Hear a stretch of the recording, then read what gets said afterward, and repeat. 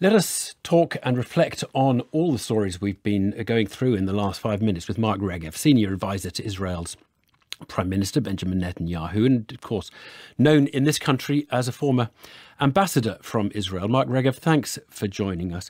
Can we just start with the story we started with, which was about military strategy, about delaying any ground incursion into Gaza to let the US get its ducks in a row in the region beforehand? So obviously, I'm privy to all sorts of interesting discussions with the United States. They have been rock solid in their support for Israel, both in the words of the president and in the deeds of the administration, moving their aircraft carrier groups to the region, helping us having the tools that we can conduct our campaign against Hamas effectively. The Americans have been great. But if you, Evan, want me to go into details of those conversations, I wouldn't be doing my job effectively. Right. I'm not expecting you to go into details, but I mean, one interpretation of the US position, if this Wall Street Journal Haaretz reports, if they're right, is that the US are terrified of escalation. And I just wonder how worried you are about escalation, that there will be other things going on in the region after your invasion of Gaza starts. So I think the United States, by moving military assets, particularly naval assets, into the region, those two aircraft carrier strike forces, I think that will hopefully prevent an escalation, that those parties, particularly Iran and its proxies, who were thinking maybe that they'll use the opportunity of this crisis in Gaza to escalate on another front, that they will think twice about it. Obviously, we've got no interest in a second front, in seeing, let's say the border with Lebanon heat up, but we hope it doesn't happen. We're prepared for it. We have to be prepared for it. We've mobilized. We're ready to meet any aggression, but we don't want it, and we won't initiate it. And I think the American move of their forces will help minds on the other side think twice before they act, and that's a good thing. How much is the hostage situation affecting considerations about the timing of incursions into Gaza? We're seeing reports that Qatar is hopeful of maybe dozens of releases, hostage releases. And I wonder whether you're thinking this is game playing, that this is an attempt to kind of delay action by Israel, or whether you take these reports seriously. What's your thinking on that?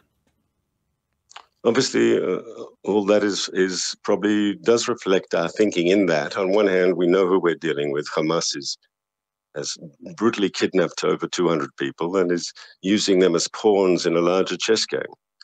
I would answer by saying the following.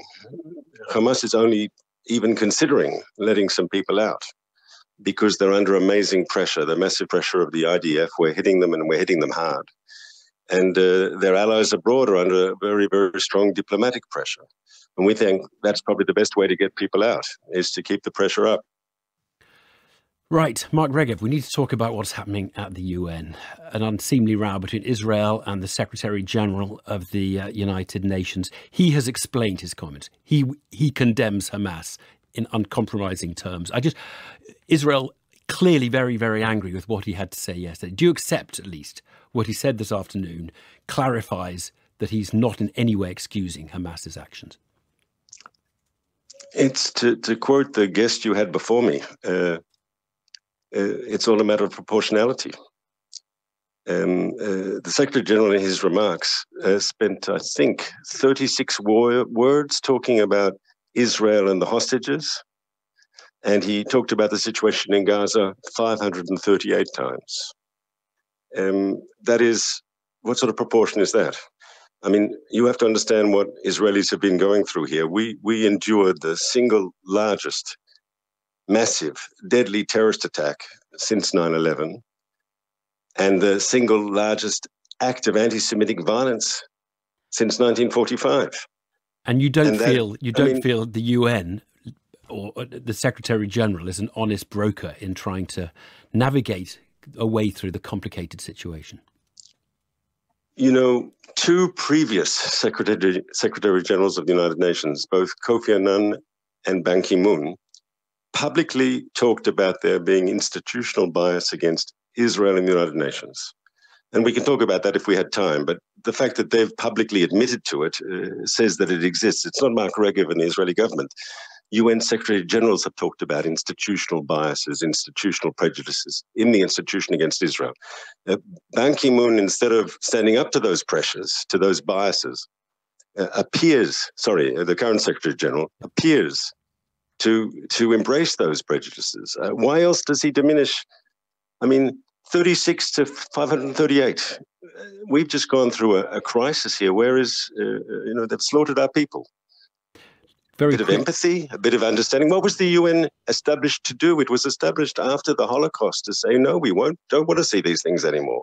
Mark Regev, just a very quick last reflection, if you would. Sorry, I'm going through a long piece. There are many, many things happening on different fronts, but just a quick reflection on a debate at the Security Council, a pause, a humanitarian ceasefire. I'm assuming you're not interested in either. You're doing what you're doing, and we'll carry on that way. It's clear Hamas wants a ceasefire. They have an interest in one because we're hitting them hard. And here I would urge the international community to think very carefully. Because if terrorists can hit us, and then before Israel gets serious about hitting them back, they go to the UN and say, we need a ceasefire. They have immunity.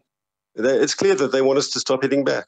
And yet they've just perpetrated, as I said a moment ago, this terrible terrorist atrocity against our people.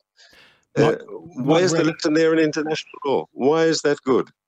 Mark Regev, thank you for joining us. Thank you very much.